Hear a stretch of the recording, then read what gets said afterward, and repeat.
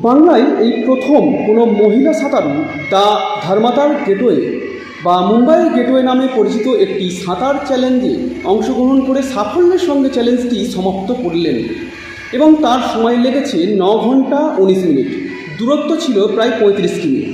বাংলার গর্ব হাওড়ার উলুবেড়িয়া নিমদিঘির তাহরিনা নাসরিন এই চ্যালেঞ্জে সফল হয়ে নজির গড়লেন, কারণ এখনও পর্যন্ত বাংলার একমাত্র মহিলা হিসেবে এই রেকর্ড কেউ অর্জন করতে পারেনি।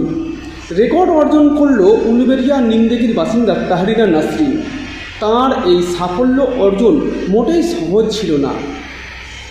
জলের মধ্যে তাকে একাধিক বাধার সাথে লড়াই করতে হয়েছে এই সাফল্য অর্জনের জন্য। সাঁতারের সময় বহু সমস্যার সম্মুখীন হতে হয়েছে তাকে, যেমন প্রবল স্রোত, বিশাল ঢেউ, জেলিফিশ, বড় বড় মালবাহী জাহাজ, নোংরা আবর্জনা, প্লাস্টিক বোতল, গাছের ডাল, পাতা, তেল।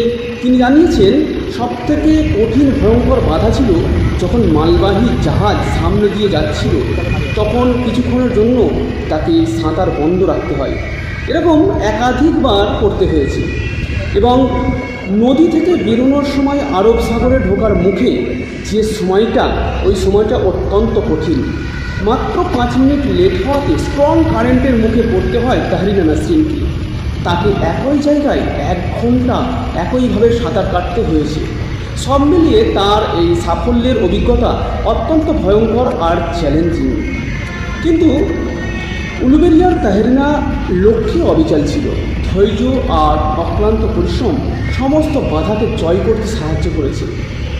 আরও বহু কিছু বাধা হয়ে দাঁড়িয়েছিল তার পথে, কিন্তু সমস্ত বাধা অতিক্রম করে উলুবেড়িয়া তাহরিনা নাসরিন বাংলার প্রথম মহিলা ধর্মাতার গেটওয়ে সাঁতার চ্যালেঞ্জে সফলতা অর্জন করেছেন।